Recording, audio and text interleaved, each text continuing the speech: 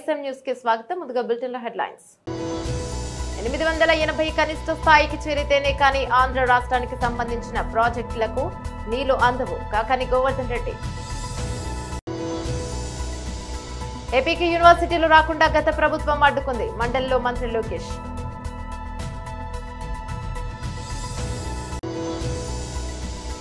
అందుకే తెలుగు యూనివర్సిటీకి పొట్టి శ్రీరాములు పేరును తొలగించాం. రేవంత్ రెడ్డి.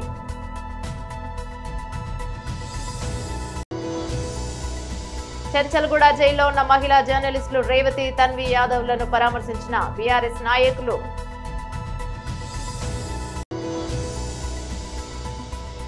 నమ్మిన సిద్ధాంతానికి జీవితాన్ని త్యాగం చేసిన బంగారు లక్ష్మణ్ గారికి ఘనంగా నివాళులు. డీటెయిల్స్ చూస్తే తెలంగాణ రాష్ట్రం శ్రీశైలం ప్రాజెక్టులో నీరు 798 అడుగులకు చేరిన వెంటనే తెలంగాణ ప్రభుత్వం విద్యుత్ ఉత్పత్తి చేస్తోంది. 800 అడుగుల కాకనే నీటి వాడకానికి వినియోగిస్తున్నారు. రాష్ట్ర విభజన తర్వాత వచ్చిన చంద్రబాబు ప్రభుత్వం దీనిపై అడ్డు చెప్పలేదు. ఇది ఇప్పుడు వాళ్ళ హక్కుగా మారిపోయింది. 880 కనిష్ట స్థాయికి చేరితేనే గానీ ఆంధ్ర రాష్ట్రానికి సంబంధించిన ప్రాజెక్టులకు నీళ్లు అందావు. దీనిపై పోరాడడంలో చంద్రబాబు ప్రభుత్వం పూర్తిగా విఫలమైంది. ఓటుకు నోటులో ఇరుక్కున్న చంద్రబాబు అప్పటి తెలంగాణ ప్రభుత్వానికి సాగిలపడి నీటి హక్కులన్నీ వదులుకున్నాడు. ఆ రోజు ఆల్మట్టి విషయంలో రాజీ పడ్డాం. ఈరోజు మనకు రావాల్సినటువంటి నీళ్లు తగ్గిపోయాయి. సాగునీటికి ఇబ్బందులు పడాల్సినటువంటి పరిస్థితి ఏర్పడింది.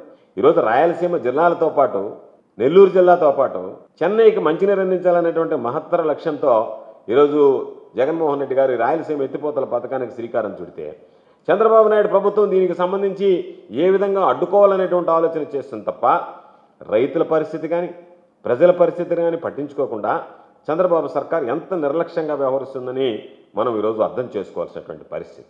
ఈరోజు రాయలసీమ నెల్లూరు జిల్లాలకు సంబంధించినటువంటి తాగునీరు సాగునీటి అవసరాలు తీర్చడానికి ఈరోజు పెట్టినటువంటి రాయలసీమ ఎత్తిపోతల పథకం భవిష్యత్తు ప్రశ్నార్థకంగా మారిపోయింది. 10 నెలలుగా ఏమాత్రం పట్టించుకోకుండా నిర్లక్ష్యంగా వ్యవహరిస్తుంది చంద్రబాబు నాయుడు ప్రభుత్వం. ఈరోజు మన రాష్ట్రానికి కేటాయించిన నీటిని మాత్రమే వాడుకుంటాం, మాకు అదనం అవసరం లేదని వాదించడంలో విఫలమయ్యాడు చంద్రబాబు నాయుడు. చంద్రబాబు నాయుడు ప్రభుత్వం ఈరోజు ఆ వాదనని తెర మీదకి తీసుకురావడంలో విఫలమైంది. ఈరోజు శ్రీశైలం ప్రాజెక్టుకి సంబంధించి నీటి మట్టం దాదాపుగా 798 అడుగులు ఆ లెవెల్కి వచ్చిన మాయనే. శ్రీశైలం ప్రాజెక్టులో 798 అడుగుల స్థాయికి చేరిన వెంటనే తెలంగాణ రాష్ట్రం విద్యుత్ ఉత్పత్తి కోసం ఆ నీటిని వినియోగించడం ప్రారంభిస్తుంది.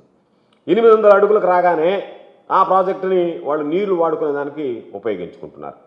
కాబట్టి ఇటు వాళ్ళు విద్యుత్ వాడకాలకి ఉపయోగిస్తున్నా దీనికి వాడుకున్నా ఆ రోజు నుంచి కూడా రాష్ట్ర విభజన జరిగినప్పటి నుంచి కూడా ఏ రోజు అడ్డు చెప్పలేనటువంటి పరిస్థితి ఏర్పడింది. కాబట్టి నువ్వు అడ్డు చెప్పలేకపోయావు కాబట్టి అది వాళ్ళ హక్కుగా ఆనవాయితీగా మారిపోయింది.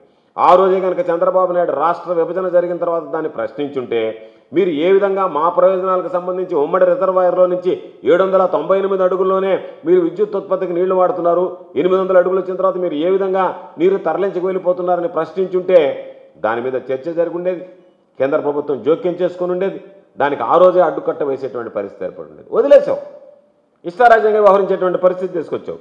ఈరోజు మనం చూస్తే 880 అడుగులు లెవెల్కి చేరితేనే ఈరోజు దానికి సంబంధించి మనకి పోతిరెడ్డిపాడు హెడ్ రెగ్యులేటర్ ద్వారా మనం అనుకున్నటువంటి 44,000 క్యూసెక్కులు నీరు మనం తీసుకురాగలం.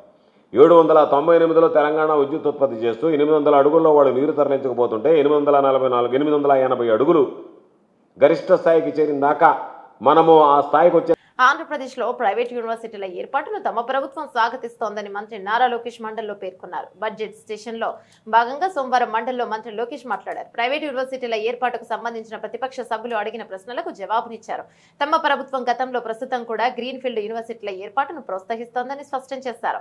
ఇందులో భాగంగా తీసుకొచ్చిన యూనివర్సిటీల చట్టం ప్రైవేట్ యూనివర్సిటీల ఏర్పాటుకు అనుకూలంగా ఉందన్నారు. అయితే గత ప్రభుత్వం ఈ చట్టానికి పలు సవరణలు చేసి ప్రైవేట్ యూనివర్సిటీలను ఏపీకి రాకుండా అడ్డంకులు సృష్టించిందని ఆరోపించారు. ప్రధానంగా కంపల్సరీ జాయింట్ సర్టిఫికేషన్లు డిగ్రీస్ నిబంధనలు తీసుకొచ్చారని చెప్పారు. కనీసం 30% కోర్సు టైఅప్ అయిన ఫారిన్ యూనివర్సిటీలలో చదవాలని రూల్ పెట్టారు. అయితే ఇలాంటి ఒప్పందం చేసుకోవాలంటే న్యాక్ అక్రెడిటేషన్ తప్పనిసరి అని యూజీసీ నిబంధనలు చెబుతున్నాయన్నారు. కనీసం 2 గ్రాడ్యుయేట్ బ్యాచ్లన్నా 6 ఏళ్ల ఎగ్జిస్టెన్సీ ఉండాలని, 1000కి పైగా పబ్లికేషన్స్ చేసి ఉండాలని, క్యూఎస్ వరల్డ్ ర్యాంకింగ్స్ లో ఇన్స్టిట్యూషన్స్ కనీసం 3 గ్రాడ్యుయేటింగ్ బ్యాచ్లు మరియు ఎన్ఐఆర్ఎఫ్ ర్యాంకింగ్స్ లో కనీసం 3 గ్రాడ్యుయేటింగ్ బ్యాచెస్ ఉండాలని యూజీసీ చెబుతోందన్నారు. అధ్యక్ష, గౌరవ సభ్యులు చెప్పినట్లు 2016లో ఆనాటి ప్రభుత్వం ప్రైవేట్ యూనివర్సిటీస్ ఎస్టాబ్లిష్మెంట్ కోసం ప్రత్యేక చట్టం తీసుకొస్తాం జరిగింది అధ్యక్ష. దాంట్లో భాగంగా మీరు చూస్తే విట్ ఎస్ఆర్ఎం, సెంచూరియన్ యూనివర్సిటీ, క్రియా యూనివర్సిటీ కూడా ఆంధ్ర రాష్ట్రానికి వస్తాం జరిగింది అధ్యక్ష. విట్ ఎస్ఆర్ఎం ఇక్కడ అమరావతిలో వస్తే, సెంచూరియన్ యూనివర్సిటీ ఏకంగా ఉత్తరాంధ్ర విజయనగరంలో వచ్చింది, క్రియా యూనివర్సిటీ నెల్లూరు జిల్లాలో వస్తాం జరిగింది. అంటే అభివృద్ధి వికేంద్రీకరణకి ఆనాడు కూడా మేము కట్టుబడి ఉన్నాం, చేసి చూపించే విధంగా ఇది ఒక ఉదాహరణ అధ్యక్ష. దాని తర్వాత గత ప్రభుత్వం దాదాపు 5 సార్లు ఈ చట్టాన్ని సవరణ చేస్తాం జరిగింది. దాంట్లో భాగంగా బ్రౌన్ ఫీల్డ్ యూనివర్సిటీస్ కి ఎక్కువ ప్రాధాన్యత ఇచ్చే దిశగా గత ప్రభుత్వం చేసింది అధ్యక్ష. దాంట్లో మీరు చూస్తే బ్రౌన్ ఫీల్డ్ యూనివర్సిటీస్ లో కూడా ఒక 4 యూనివర్సిటీస్ బ్రౌన్ ఫీల్డ్ యూనివర్సిటీస్ అంటే Mohan Babu university, Hanumachari university, Godavari global university, Aditya university, ఈ 4 యూనివర్సిటీస్ కూడా బ్రౌన్ ఫీల్డ్ యూనివర్సిటీ కింద వస్తాం జరిగింది అధ్యక్ష. కానీ అధ్యక్ష, మీరు చూస్తే ఈ యాక్ట్ లో చేసిన సవరణల వల్ల ఇంకా ఆంధ్ర రాష్ట్రంలో గ్రీన్ ఫీల్డ్ ప్రైవేట్ యూనివర్సిటీస్ రాకుండా ఉంది అధ్యక్ష. అంటే ఇది ఎందుకు చెప్తున్నానంటే ఈ యాక్ట్ యూజీసీ రెగ్యులేషన్స్ కి విరుద్ధంగా ఉంది. నాకు కొంచెం వివరాలు చెప్తాను. ప్రధానమైనది ఏంటంటే ఈ యాక్ట్ లో ఏం చెప్పారంటే compulsory joint certification of degrees అనేది మ్యాండేటరీగా పెట్టారు. సో దాంతో ఏమవుతుందంటే అధ్యక్ష, minimum 30% of the course foreign universities తో టైప్ అయిన యూనివర్సిటీలో 30% అక్కడికి వెళ్ళి చదవాలని ఉంది అధ్యక్ష. కానీ యూజీసీ ఏం చెప్తుందంటే ఒకవేళ ఒప్పందం చేయాలంటే కంపల్సరీగా నాక్ అక్రెడిటేషన్ ఉండాలి ఆ ఇన్స్టిట్యూషన్స్ కి. మినిమం 2 గ్రాడ్యుయేటింగ్ బ్యాచెస్ అన్నా లేదా 6 సంవత్సరాల ఆఫ్ ఎగ్జిస్టెన్స్ ఉండాలి. అదే విధంగా కనీసం 1000+ పబ్లికేషన్స్ చేసి ఉండాలి. క్యూఎస్ వరల్డ్ ర్యాంకింగ్స్ లో institutions must have at least 3 graduating batches అని, ఎన్ఐఆర్ఎఫ్ ర్యాంకింగ్స్ కి వచ్చేగల కనీసం 3 గ్రాడ్యుయేటింగ్ బ్యాచెస్ ఉండాలని యూజీసీ చెప్తుంది. అంటే మనం చేసిన చట్టాలు యూజీసీకి కాంట్రడిక్టరీగా ఉండటం వల్ల మనకి ప్రైవేట్ రంగంలో విశ్వవిద్యాలయాలు రాకుండా పోయినాయి అధ్యక్ష. మనం చూస్తే మన జరిగిన ఎడ్యుకేషన్ దానిపైన కూడా మనం డిస్కస్ చేసాం. Gross enrolment ratio in higher education చూస్తే అధ్యక్ష, ఆంధ్ర రాష్ట్రం 36.5% ఉంది. కానీ తమిళనాడు 47%, కేరళ 41.3% ఉంది. ఇదొక ఫోకస్డ్ గా పెట్టుకుని మేము ముందలు తీసుకెళ్లే లక్ష్యంతో చేస్తున్నామని ఆనాడు చాలా స్పష్టంగా ఎడ్యుకేషన్ రిఫార్మ్స్ కూడా నేను చెప్తాం జరిగింది అధ్యక్ష. ఇక్కడ చాలా గౌరవ సభ్యులు అడిగారు, 35% సీట్లు ఏదైతే ఉందో అది క్లియర్ గా ఎప్సెట్ ద్వారా అది ఫిల్ అవుతాం జరుగుతుంది. మిగతా 65% సీట్లు విద్యార్థులందరూ వాళ్ళ మెరిట్ ప్రకారం అంటే లోకల్ గా వాళ్ళు పెట్టుకున్న ఏదైతే ఎగ్జామ్స్ ఉందో దాని ప్రకారం ఫిల్ చేస్తాం జరుగుతుంది అధ్యక్ష. అంతేకాకుండా గౌరవ సభ్యులు ఇంకొక 2 ప్రశ్నలు అడిగారు అధ్యక్ష.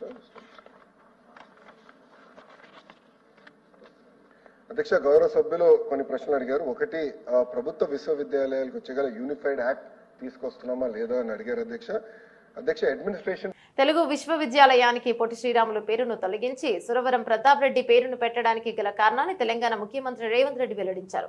తెలుగు రాష్ట్రాల్లో ఒకే పేరుపై విశ్వవిద్యాలయాలు సంస్థలు ఉంటే పరిపాలనాపరమైన సమస్యలు ఉత్పన్నమయ్యే అవకాశం ఉందని ఆయన అన్నారు.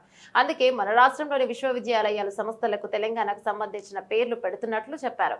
శాసనసభలో ఎస్సీ వర్గీకరణ, బీసీ రిజర్వేషన్లు, తెలుగు విశ్వవిద్యాలయం పేరు మార్పు తదితర బిల్లులు ప్రవేశపెట్టిన సందర్భంగా ఆయన మాట్లాడుతూ తెలంగాణ రాష్ట్రం ఏర్పడిన తర్వాత చాలా విశ్వవిద్యాలయాలకు పేర్లు మార్చుకున్నామని గుర్తు చేశారు.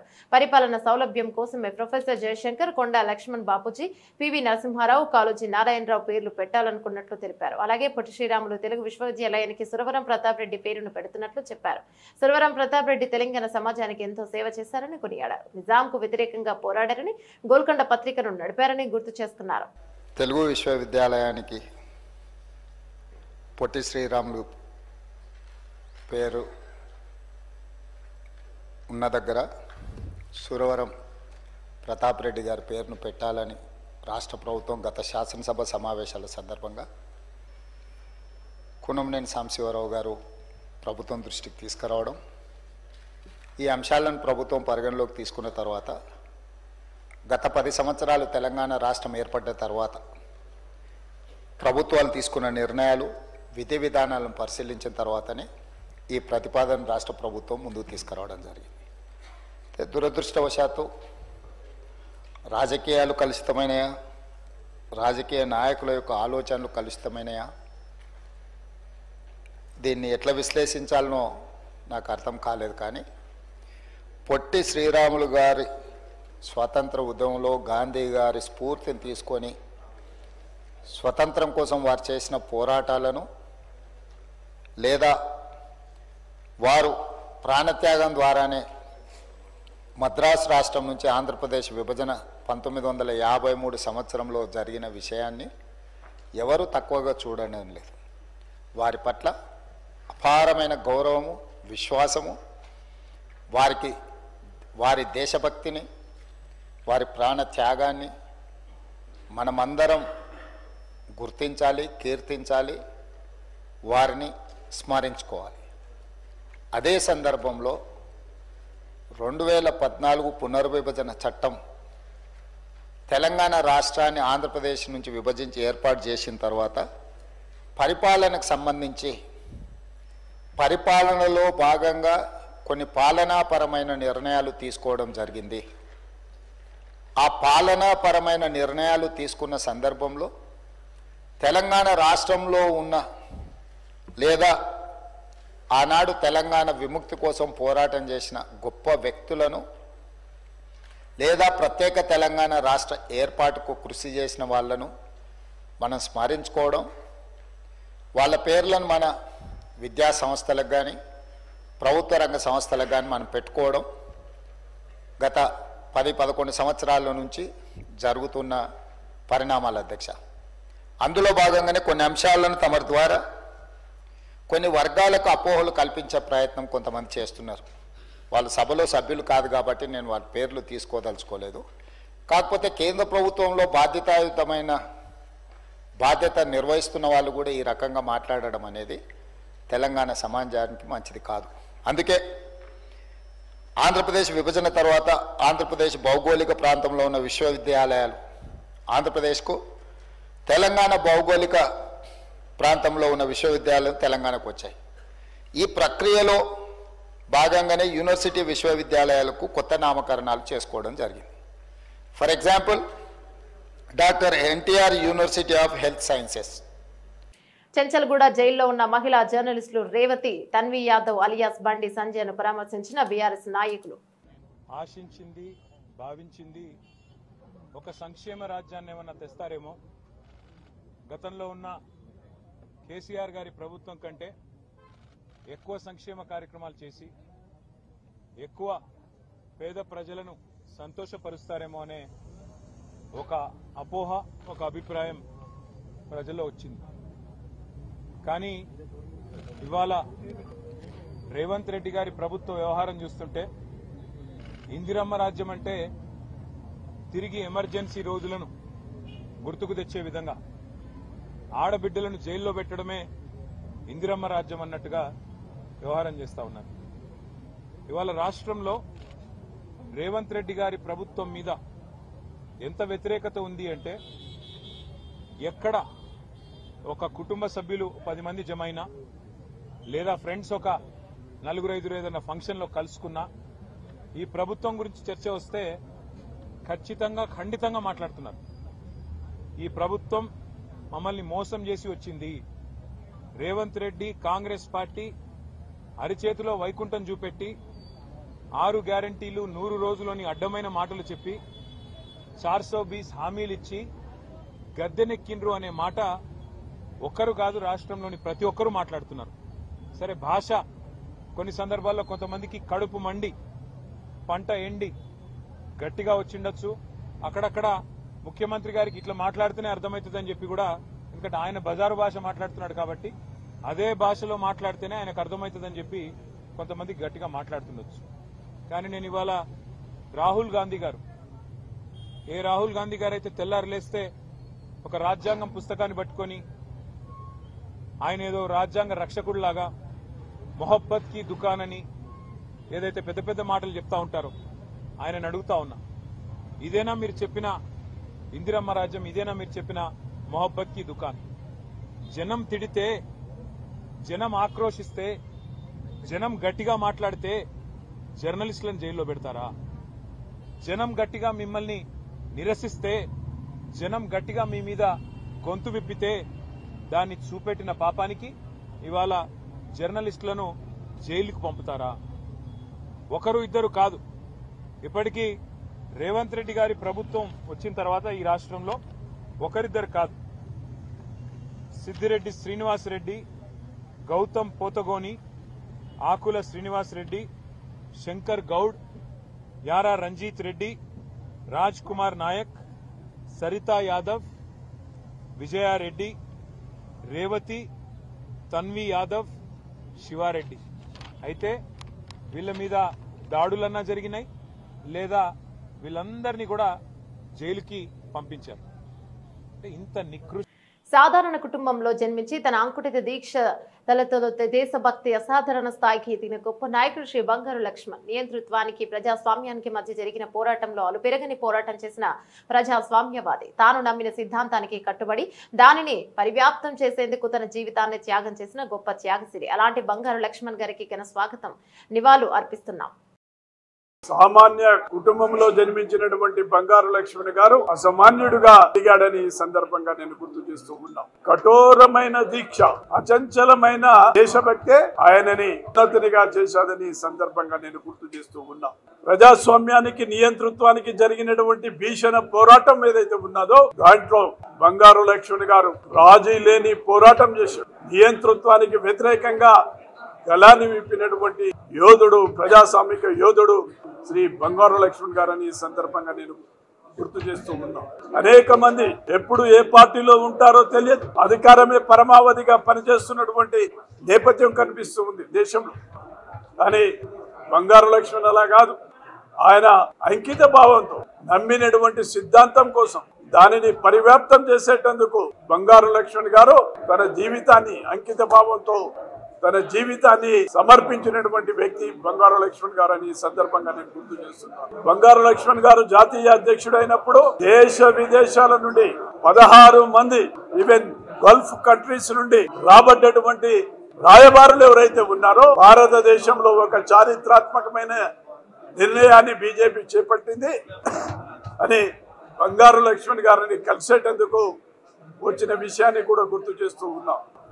ఆయన నిరంతరమైన కార్యశీలి, అకలంక దేశభక్తుడని ఈనాడు ఘనంగా దేశవ్యాప్తంగా ఆయనకు నివాళులు అర్పిస్తూ ఉన్నాం. కళ్యాణ్ రామ్ హీరోగా కొత్త దర్శకుడు ప్రదీప్ చిలుకూరి తెరకెక్కిస్తున్న తాజా చిత్రం అర్జున్ సన్నాఫ్ వైజయంతి.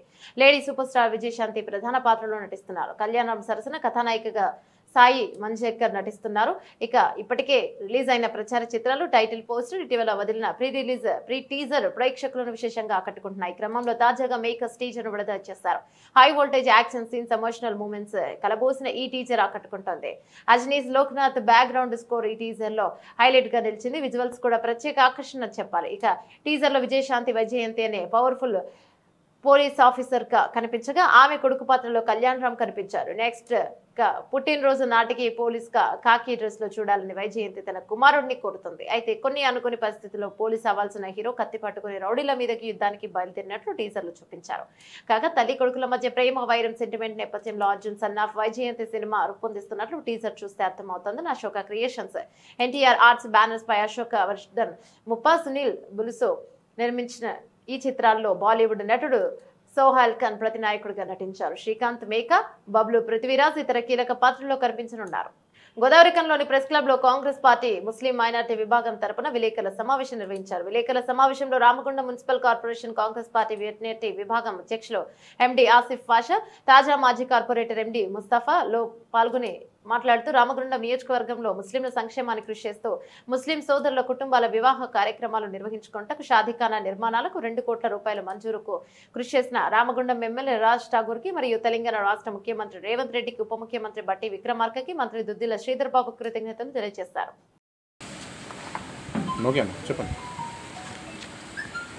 ఈరోజు ఈ పత్రికా సమావేశం ముఖ్య ఉద్దేశం ఇక్కడ హాజరైన మా మైనార్టీ మిత్రులకు, మరి ముఖ్యంగా విలేకరు సోదరులకు, ప్రింట్ మీడియాకు అందరికీ స్వాగతం, సుస్వాగతం. గతంలో మా నాయకుడు స్థానిక ఎమ్మెల్యే మకాన్ సింగ్ రాజ్ ఠాకూర్ గారు ఏదైతే మాట ఇచ్చినారో దానికి ఈరోజు షాదీఖానా ఉర్దూ ఘర్ గవర్నమెంట్ అంటే రాష్ట్ర ప్రభుత్వంతో ఇలా ఆర్డర్ కాపీ దాదాపు 2 కోట్ల రూపాయలు కలెక్టర్ గారికి డిపాజిట్ రూపంలో ఆర్డర్ కాపీ జారీ చేయడం జరిగింది. దానికి గాను ఈరోజు మేము మైనార్టీలం అందరం కలిసి పెద్దలు రాష్ట్ర ముఖ్యమంత్రి వర్యులు రేవంత్ రెడ్డి గారికి, ఆర్థిక శాఖ మంత్రి భట్టి విక్రమార్క గారికి, ఐటీ శాఖ మాత్యులు శ్రీధర్ బాబు గారికి, ప్రత్యేకంగా మా అన్న స్థానిక ఎమ్మెల్యే మకాన్ సింగ్ రాజ్ ఠాకూర్ గారికి ఈ ప్రెస్ మీట్ ద్వారా మా మైనార్టీలకు రంజాన్ కానుక ఇచ్చినందుకు మా అందరి తరపున వారికి పేరు పేరున ధన్యవాదాలు, కృతజ్ఞతలు తెద్దామనే ఈరోజు ఈ ప్రెస్ మీట్ ముఖ్య ఉద్దేశం. ఖచ్చితంగా వారు చెప్పినట్టు ఖబ్రస్థాన్లు అయితేనేమి, ఈద్గాలు అయితేనేమి, వక్ఫ్ బోర్డ్ గెజిట్లలో కూడా ఇది ఖచ్చితంగా ఉండాలని వక్ఫ్ బోర్డు వాళ్ళ అధికారులను కూడా పంపించి గతంలో దాదాపు 15-20 రోజుల క్రితమే వాళ్ళని కూడా పంపించి అధికారికంగా మైనార్టీ సెల్ అధికారికంగా ఉండాలి, ఇక్కడ మైనార్టీలు అందరూ అధికారికంగా ఉండాలనే ఒక మంచి ఉద్దేశంతో కలెక్టర్ గారితో మాట్లాడి ఇక్కడ పెండింగ్లో ఏదైతే ఉందో గత 30 సంవత్సరాల నుంచి ఎంతోమంది నాయకులు వచ్చినారు కానీ మైనార్టీ సెల్ని ఎవరు పట్టించుకున్న పాపన పోలేదు. అక్కడున్న ఫంక్షన్ హాల్ ఇంకా నిర్వీర్యం అవుతూ ఉన్నది. కానీ మకాన్ సింగ్ గారు గెలిచిన తర్వాత ఖచ్చితంగా ఇది చేస్తా అన్నాడు, ఇది చేసి చూపెట్టిండు, మాకు ఇచ్చిండు, రంజాన్ కానుక ఇచ్చిండని మేము అనుకుంటా ఉన్నాము. అదేవిధంగా అది ఏదైతే ఇన్కంప్లీట్గా ఉన్న షాదీఖానా ఉన్నదో దానికి కూడా ఆయన సొంత డబ్బులు కేటాయించి కూడా దాన్ని కంప్లీట్ చేస్తా అని మాట ఇచ్చినారు. ఖచ్చితంగా రేపు ఆ రామగుండంలో ప్రారంభమయ్యే షాదీఖానాతో పాటు గోదావరి ఖనిలో కూడా పెండింగ్లో ఉన్న షాదీఖానా కూడా ఖచ్చితంగా కంప్లీట్ చేస్తారని మా అందరికీ నమ్మకం ఉన్నది. వారు మాట ఇచ్చినారు. అందుకోసమే మేము మైనార్టీలం అందరం ఇటు రామగుండం, ఎన్టీపీసీ, గోదావరి ఖని, 18 కాలనీకి సంబంధించిన మసీదులు, ఈద్గాలు, కబ్రస్థాన్లు అన్నీ కూడా అధికారికంగా ఉండాలని గెజిట్లో కూడా చేర్చేయడం జరిగింది. రోజు రోజుకు పెరిగిపోతున్న పచ్చడి ధరలు దిగుస్తున్నాయి. 2 రోజులుగా స్వల్పంగా ధరలు తగ్గాయి. ఆదివారంతో పోలిస్తే సోమవారం ఉదయం 24 క్యారెట్ల గోల్డ్ ధర 89,560కి చేరింది. హైదరాబాద్ 22 క్యారెట్ల బంగారం ధర 10 గ్రాముల 82,100కు పైగా ఉంది. ఆదివారంతో పోలిస్తే 100 రూపాయలు తక్కువ. కిలో వెండి ధర 1,11,900 రూపాయలుగా ఉంది. తెలుగు రాష్ట్రాల్లోని ప్రధాన నగరాల్లో బంగారం రేట్లు ఎలా ఉన్నాయంటే హైదరాబాద్ లో 10 గ్రాముల 22 క్యారెట్ల బంగారం ధర 82,100 రూపాయలు ఉండగా 24 క్యారెట్ల బంగారం ధర 89,560గా ఉంది. విజయవాడలో 22 క్యారెట్ల బంగారం ధర 82,100 రూపాయలుగా ఉంది. 24 క్యారెట్ల బంగారం ధర 89,560 ఉందని వ్యాపారులు చెబుతున్నారు. బులెటిన్ ముగించే ముందు హెడ్లైన్స్ మరోసారి. 880 కనిష్ట స్థాయికి చేరితేనే కానీ ఆంధ్ర రాష్ట్రానికి సంబంధించిన ప్రాజెక్టులకు నీళ్లు అందవు. కాకాని గోవర్ధన్ రెడ్డి. ఏపీకి యూనివర్సిటీలు రాకుండా గత ప్రభుత్వం అడ్డుకుంది. మండలిలో మంత్రి లోకేష్.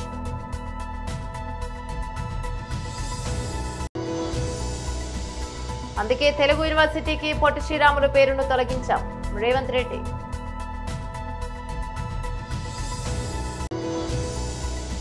చంచల్గూడ జైల్లో ఉన్న మహిళా జర్నలిస్టులు రేవతి, తన్వి యాదవ్లను పరామర్శించిన బీఆర్ఎస్ నాయకులు.